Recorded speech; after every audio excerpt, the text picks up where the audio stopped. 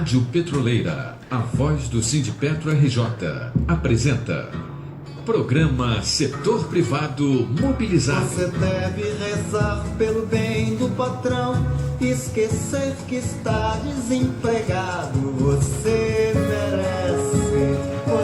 Olá, internautas, navegantes, companheiros, camaradas da Rádio Petroleira, questão de soberania. Estamos ao vivo, em tempo real, com mais um programa Setor Privado Mobilizado. Aqui na Rádio Petroleira, programa que é de responsabilidade da Secretaria do Setor das Empresas Privadas do Sindipetro RJ, cujo coordenador é nosso amigo e irmão, professor Ivan Luiz, o homem que sabe o que diz. Companheirada, saudade, né? Depois de um transtorno pequeno porque nós estamos vencendo bem, né? Acabei sendo contemplado aí com a tal da... Eu prefiro cartola, mas veio a zica, a gente dá um jeito, né? De vencer a zica, né, Furtado? Olha, companheiro, eu sinceramente não estou te entendendo, porque nas empresas que nós fomos, nós fizemos uma referência a você dizendo que você não era cartola, mas ganhou a zica, né? Agora você prefere o cartola, eu já não estou mais entendendo. Não, nesse caso aí eu prefiro cartola, sem dúvida nenhuma. Mas então, rapaz, dando continuidade aí à nossa vida, nosso cotidiano, nós estamos realizando hoje o programa 189, que abrange o intervalo de 24 de fevereiro a 1º de março de 2016. E esse é o nosso 7º programa do ano. E o nosso editorial é a continuidade daquela série referente à Universidade de Chicago e, em particular, à Escola de Chicago. Como nós comentamos, essa escola ela foi comprada, né? Os chineses compraram. Mas nós estamos tratando aqui ainda daquele período que a Universidade de Chicago pertencia lá aos estadunidenses. E então tem um parágrafo que ele fala o seguinte, que essas teorias lá da Escola de Chicago, essas teorias se refletiram fortemente nas políticas do Banco Mundial e de outras instituições financeiras baseadas em Washington, tais como o Departamento do Tesouro Americano e o Fundo Monetário Internacional, que passaram a adotar, então, o fundamentalismo de livre mercado como receita para os países em dificuldades econômicas, como foi expressado pelo Consenso de Washington famoso. Sob sua influência de meados de 1980 a meados de 1990, grande parte das empresas estatais em países do terceiro mundo foram violentamente privatizadas na realidade. James Tobin, professor da Universidade de Yale, e Joseph Stiglitz, esse eu gosto muito, ex-vice-presidente do Banco Mundial, ambos prêmios Nobel de Economia, criticaram violentamente em suas publicações as ideologias defendidas pela tal Escola de Chicago e pelo Consenso de Washington também. Então, no próximo programa, nós vamos fazer uma comparação entre a Escola de Chicago e a Escola Austríaca. Mas antes disso, como o nosso diretor Furtado já deu aqui o ar da sua graça, agora acabamos de receber aqui na nossa mesa o nosso competente diretor, Lucas Ferreira. Boa noite a todos os nossos amigos aí que estão nos acompanhando. Boa noite também, Ivan. Boa noite, companheiro Furtado. Pode ir. Ok, perfeito. Eu queria dizer que está de parabéns, professor. Eu acho que é fundamental a gente estudar essas escolas econômicas, né? A escola austríaca, por exemplo, é um exemplo claro aí de como se defende que o mercado, né, o capitalismo total, resolveria dentro, digamos, do possível a economia, né? Só que o que eles defendem de ser o resolver na verdade, não garantir nada que resolva os problemas sociais, que gere educação, que gere escola. Eles dizem que vão fazer o que é possível, né? O que o mercado determinou. Encontrou a oferta, encontrou a demanda, vai ter que ser aquilo. Nem que isso signifique, por exemplo, um trabalho abaixo do que seria o salário mínimo hoje. Que não tenha salário mínimo, na verdade, é o que eles defendem. O mínimo de salário. Então, exatamente. Então, é um absurdo total essa linha de pensamento que na verdade coloca o lucro, né, de meia dúzia em cima de todos os direitos do trabalhador, de cidadãos aí que a gente...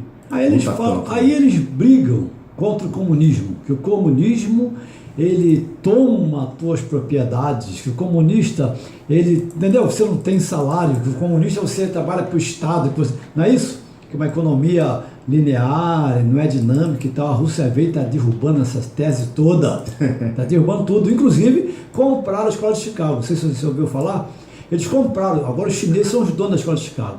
Interessante. Então vai mudar, o mundo está mudando muito, eles já perderam a hegemonia, os do norte, já perderam a hegemonia, e agora estão se agarrando com unhas e dentes para fazer algumas reservas energéticas, inclusive tomando aqui o nosso petróleo. Mas isso é uma boa discussão. Inclusive é interessantíssima uma discussão, né, que os chineses garantiram que a produção de petróleo que a Rússia fizer, eles compram, né? Isso aí tem tudo a ver com essa discussão, é um bom assunto. E o pior do que isso ainda é a Rússia aceitar Yuan, não aceitar o dólar, tira o dólar da jogada e passa a aceitar a moeda chinesa. Então você vê como é que o eixo do mundo, como é que ele está se deslocando. Exatamente. Né? E o mais importante do chinês é que ele investe em infraestrutura. Dos 100 bilhões de dólares que compõem o banco do BRICS, certo. Né? Não é dois BRICS não, porque é um grupo só. Exatamente. É BRICS, né? Porque esse S às vezes confunde com plural, é do BRICS. Esse banco tem como fundo 100 bilhões de dólares. Dos 100 bilhões de dólares, a China já está disponibilizando 10 bilhões para a nossa querida Petrobras, tá certo? A juro zero. Olha que fantástico. Claro que isso tem contrapartida, óbvio. Lógico. Mas quando que o FMI disponibiliza para a gente a juro zero? Quando que o Banco Mundial a juro zero? Nunca, porque eles vêm aqui para explorar só. Exatamente. Só para explorar. Mas, e inclusive por falar em exploração, nós também estamos levando para a nossa categoria algumas informações referentes a dúvidas que você vai fazer uma discussão de acordo coletivo e todo mundo pergunta assim, quando é que é o dissídio? Como é que foi o dissídio? Como é que foi? Não tem, ou você tem acordo ou você tem dissídio. Exatamente. Você não tem, né? Então nós estamos trazendo aqui a discussão também à luz, diferenças entre acordo coletivo, entre dissídio, entre convenção coletiva, né? Então você vê que o acordo coletivo, esse acordo, ele estipula condições de trabalhos aplicáveis no âmbito da empresa ou em empresas acordante. Aplicar o quê?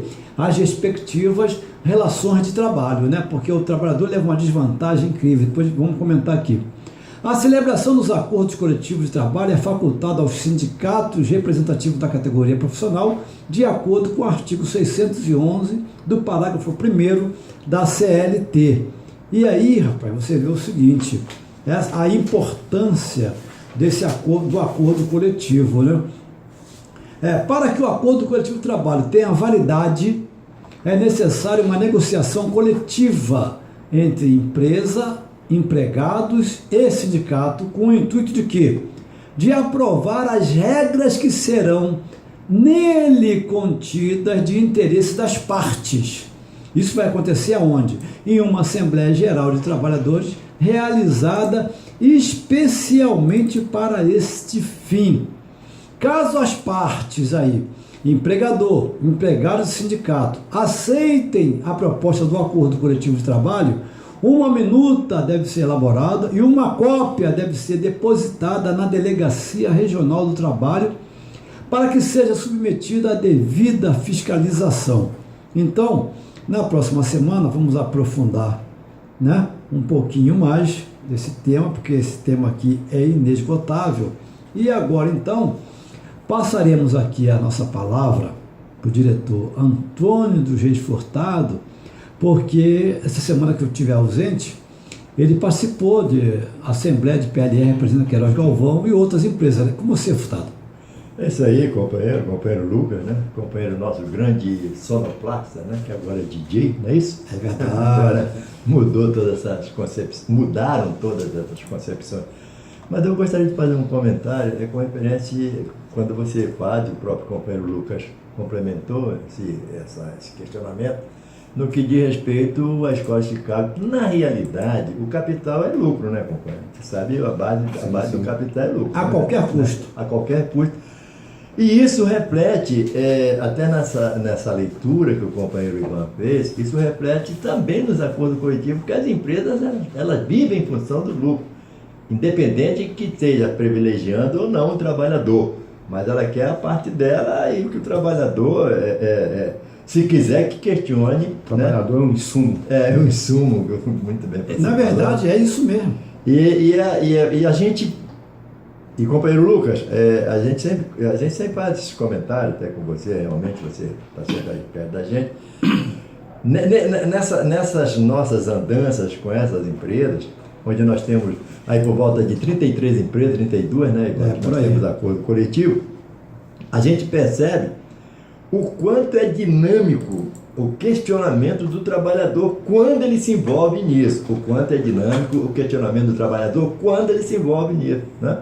Quando o trabalhador não se envolve, a gente infelizmente não avança nos quesitos. Não é um posicionamento do sindicato, pelo contrário, o sindicato é apenas um elo entre o trabalhador, o que ele deseja através das suas assembleias, e a própria empresa nesse questionamento. Então, nessa semana passada, nós tivemos o companheiro Ivan, hoje, graças a Deus, ele está com a saúde aí, né? De ferro.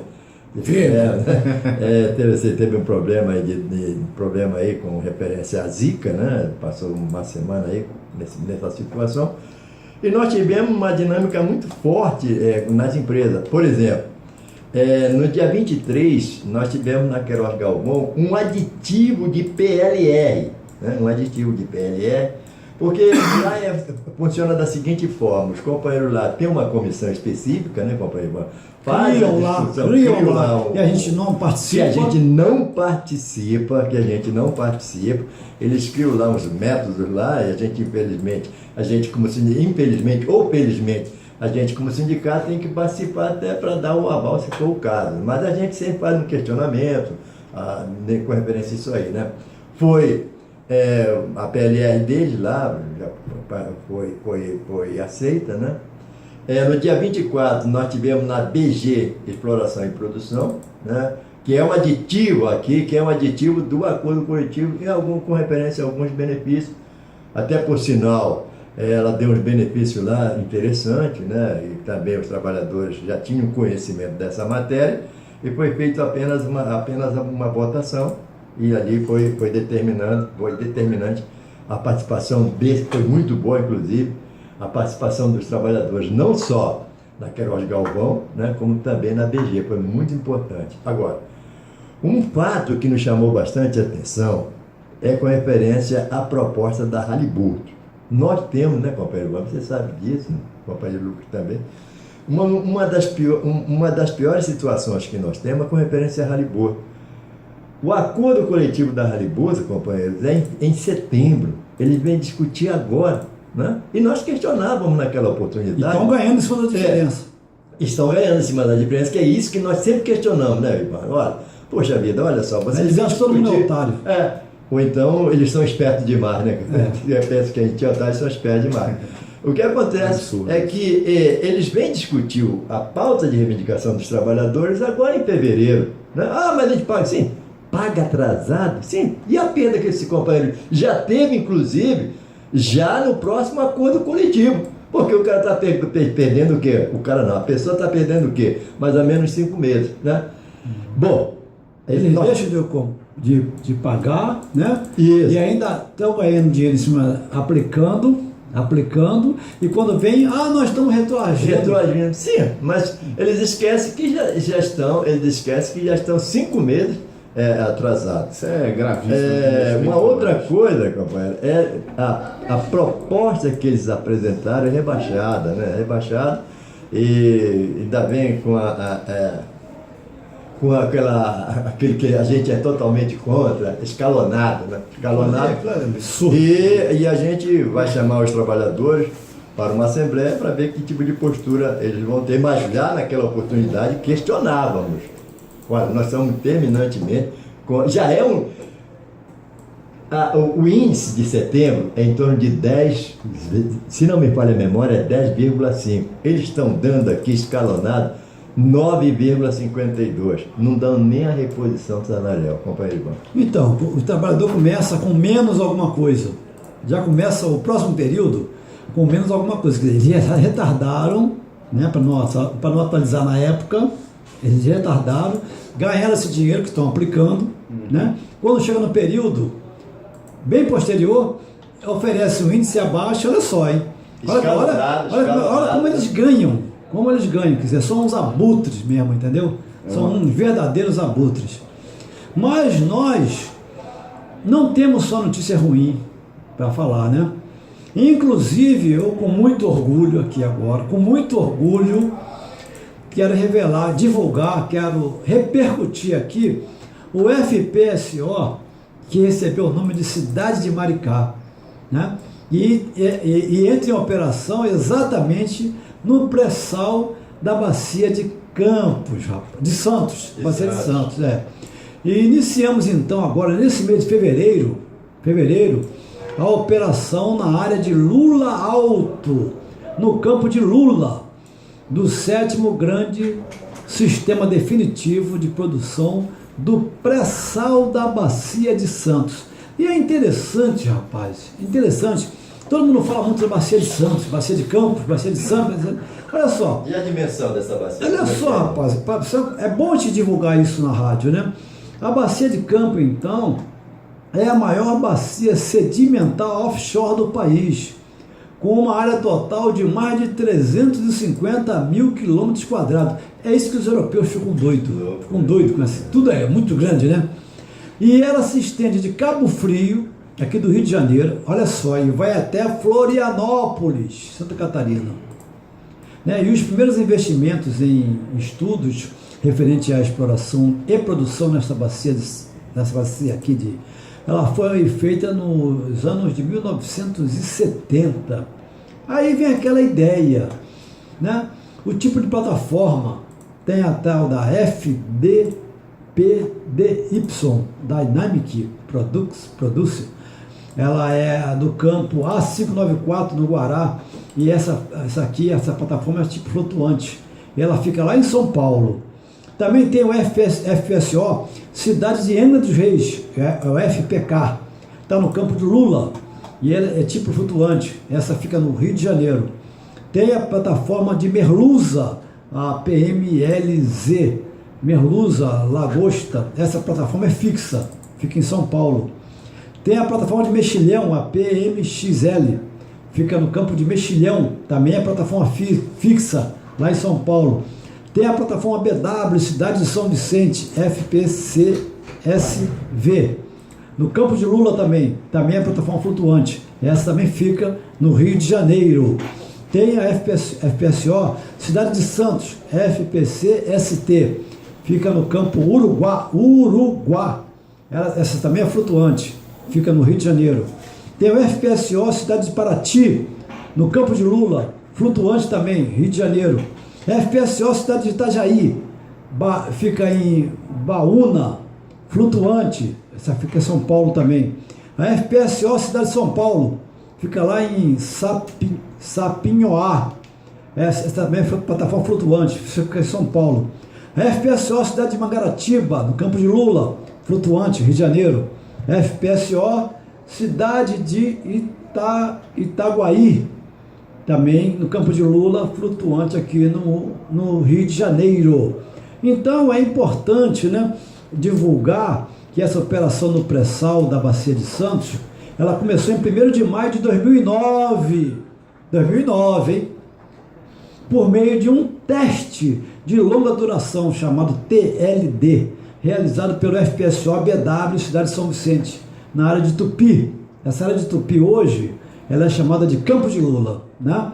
E essa data ela é considerada como um marco, não só para a companhia, para a Petrobras, mas para todo o país, né? E um ano mais tarde, então, em 28 de outubro de 2010, deu-se início o sistema de produção definitiva do campo de Lula, realizado por meio do FPSO Cidade de Angra dos Reis, que está instalado a cerca de 280 quilômetros da costa e em águas com profundidade de 2.200 metros. Aí tem que estar um vivo aí para a nossa Petrobras. Esse aqui, então, esse foi as plataformas de produção nossa na Bacia de Santos, não é verdade? E dando continuidade, então, àquela leitura que nós estamos fazendo, nós vamos apresentar aqui, para depois quem for assistir o vídeo lá no site Professor Ivan Luiz ou no YouTube, vamos apresentar aqui, DJ, os tipos de plataforma que existem. Dá para... Não dá, não? Não dá. Eu vou até aí, deixa eu ver aqui. Deixa eu ver aqui. Isso. Que aí quem for assistir o vídeo depois vai conhecer o tipo de plataforma. Tá? Chegou aí? Chegou. Tá legal? Tá. Dá para ver bem, né? Dá. Então tá legal, isso aí. Quem for assistir depois o vídeo vai ver os tipos de plataforma que existem, né? Que é a fixa, tem a auto-elevável, tem a Só plataforma... um comentário, hein, professor. Me gerou exatamente essa dúvida. Eu, enquanto petroleiro, não tenho esse conhecimento todo. Você falou de plataforma física e a plataforma... Fixa. Isso, desculpa. Plataforma fixa auto-elevável, Bem interessante. tem a semi-submersível, tem o FPSO, tem o FPSO monocoluna, tem aquela que eu falei, a TLWP, e tem o navio sonda. Eu acho que isso aí é importante demais a gente trazer, né, isso para a nossa categoria. Então, ainda mais para mim, que sou administrativo, né? Então essas plataformas elas podem ser de perfuração, só de perfuração, pode ser de produção, né, quando ela pode. A de produção, quando ela pode extrair o petróleo e separar óleo, água e gás. Ou ter as duas funções, inclusive. Em cada campo, analisamos as condições para encontrar o tipo de plataforma mais adequado. Podemos encontrar numa plataforma engenheiros, técnicos de várias especialidades, inclusive, né, profissionais de hotelaria e enfermagem, técnicos de segurança, mergulhadores, isso entre outros profissionais. E no Brasil, trabalhamos com mais de 100 plataformas de produção, a maioria delas fixas. Parabéns para a nossa Petrobras. E quando eu falo de confinado, de refinaria, disso, daquilo outro, Furtado tem aí algumas informações, né, Furtado? Você passou bons momentos, não é isso? Passei, interessante, né? Foi um negócio assim, de uma experiência que nós tivemos. Nós fomos fazer um trabalho, na época acho que era até a votação do sindicato, e nós fomos lá para ser mesário. E muitas coisas me chamaram ali a tempo. Primeiro, a pessoa fica isolada, né? Uma coisa diferente, né? A pessoa fica isolada. Mas o que me chamou a atenção, e eu comentei isso com o Ivan, foi um lance que lá a plataforma, rapaz, é alto, muito alto. Você vê o mar lá embaixo, né? Aí, você estava ali, porque era no horário do almoço, e parece que é um descarga, mas só de alimentação, né? E os peixes parece que já estão acostumados naquele horário ali. Poxa vida, tinha peixe pra cá. De repente sumiram os peixes todinhos, rapaz. Eu fiquei abismado. Mas o que está acontecendo aqui? Rapaz, veio mas era muito grande. Rapaz. O bicho era um peixe muito grande. Os outros foram embora, chegou lá e comeu tudo e depois foi embora. E aí, na bola é lei do mais forte. Lei né? do mais forte. Foi super interessante. Mas voltando para Maricá de novo, você vê o seguinte, olha só. A produção, ela está sendo processada pelo navio plataforma, essa produção aqui na Bacia de Santos. Navio plataforma é o FPSO, né? Uns falam FPSO e tal. Cidade de Maricá, o nome do navio chama-se Cidade de Maricá. Não corta teu. Era um que estava estacionado aqui. Ali tem cidade de Saquarema. Está sendo pronto ali. Isso. E cidade de Maricá, cuja capacidade é de produzir diariamente até 150 mil barris de petróleo e 6 milhões de metros cúbicos de gás. A unidade vai produzir, armazenar e transferir petróleo ancorada a uma profundidade de 2.120 metros e a cerca de 270 quilômetros da costa. Viva Maricá também, tá certo? Com mais este sistema de produção, a camada pré-sal, então, contida nas bacias de Santos e de Campos, já responde por 35% da produção brasileira de petróleo. Entre as empresas com atividade no pré-sal brasileiro, apenas aquelas integrantes de consórcios liderados pela Petrobras têm participação nessa produção. Aí vem um miserável que está cerrando o nosso futuro, né?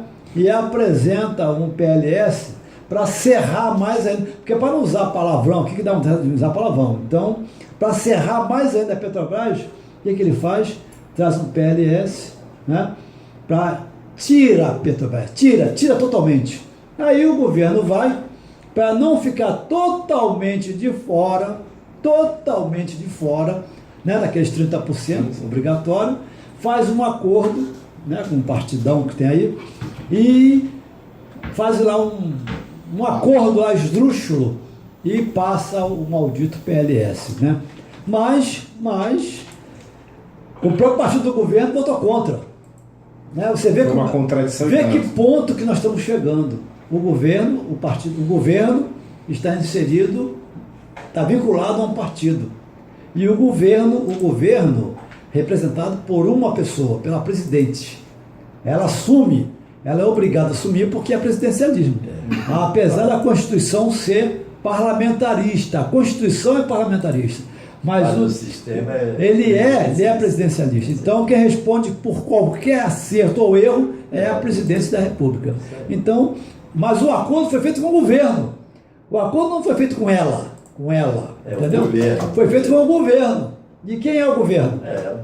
Isso, entendeu? É ela que representa o governo. Pô, ela representa o governo. Uma porcaria ou não, mas é ela que representa. E assume o ônus, né, de representar quando vem o bônus, parabéns. Quando vem o ônus, tem que assumir o ônus também. Que ônus agora? Agora esse ônus é ruim porque são os entreguistas, estão entregando mesmo, estão botando a Petrobras no fundo do poço.